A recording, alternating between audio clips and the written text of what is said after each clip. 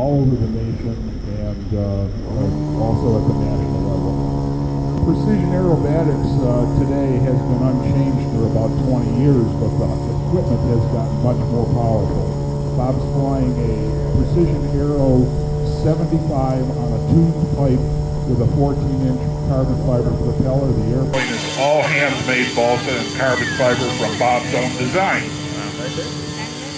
The aerobatic pattern that he's going to fly is approximately 6.5 minutes. The only control he has over the aircraft is via the 2 wires and the handle in his hand. He has no throttle and he has no timer on the airplane. The judges judge the pattern as a pre-arranged, pre-designated series of maneuvers that are judged for precision, height, size, etc. This is very much like a compulsory figures that the ice skaters used to fly. Control line goes way, way back to the very beginnings of aero modeling, and it came around early 1900s.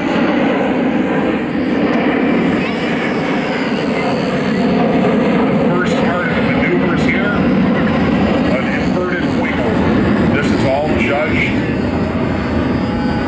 Each maneuver is scored by a panel of judges, and then the score is totaled at the end of the flight. So the takeoff would have been judged, his level flight. They'll be doing 3 inside consecutive loops. Notice his bottom's at about 3 feet. That is about a half a millisecond from the ground. He recovers out of those 3 consecutive inside loops into an inverted flight. He does 6.5 laps inverted, and the judge is looking at any bounciness, any track errors, and also a fixed altitude.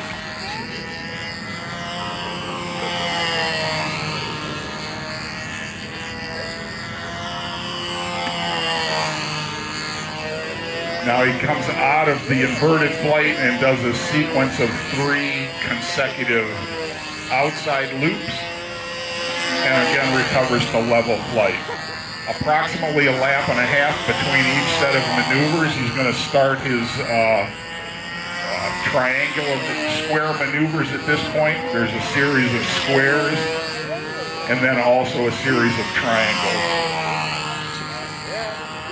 The maneuvers get consecutively more and more difficult. This is a turn directly to the ground for an outside square loop.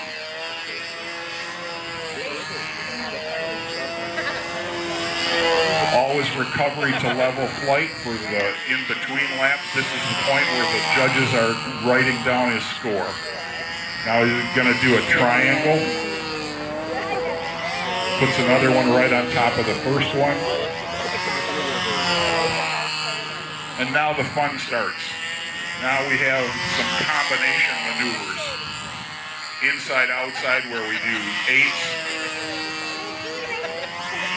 That's the first loop. Now an outside, inside, outside. He's describing a figure 8. Next one will be a square 8. This requires 16 complete direction changes for the airplane. The plane's pulling about 10 Gs in these corners.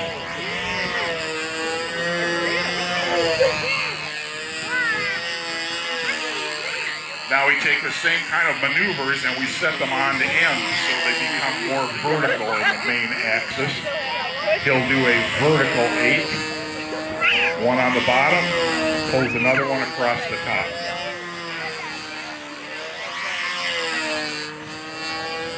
If he doesn't do these exactly in the same position, one on top of another, deduction of points.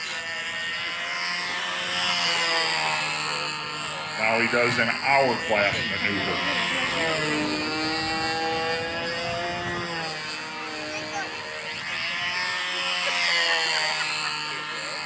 At this point, the maneuvers go up over Bob's head, and he's going to do a set of 8s directly overhead. The only thing keeping the airplane up in the air above his head and the lines tight is the centrifugal force of that plane flying about 65 knots.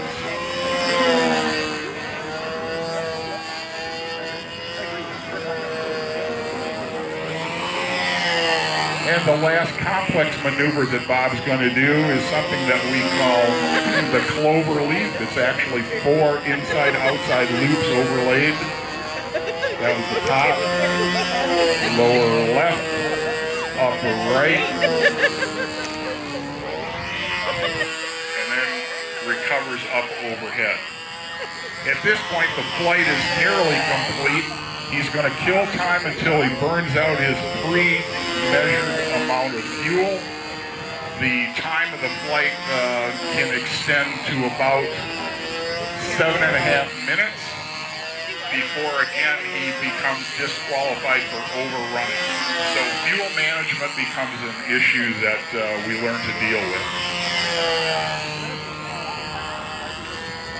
He just did a couple of little unwinding maneuvers there to remove the excess twist in the line so he can have a little more sensitivity on the landing.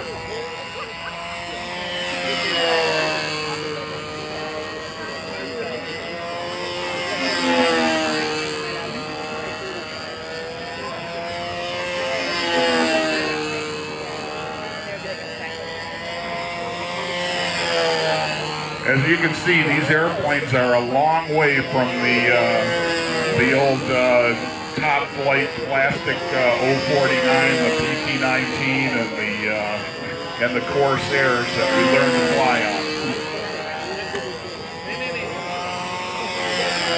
Control line is really alive and well. Every year we have about 100 pilots compete for a national championship, and there's many regional and local events. There are also other events besides aerobatics. There's team racing, there's scale, aircraft carrier type of events, and also combat. Now the judged landing. Nice job, Bob. Again, Bob McDonald, one of the top 10 in the U.S. Control line precision aerobatics. Now back to Tim.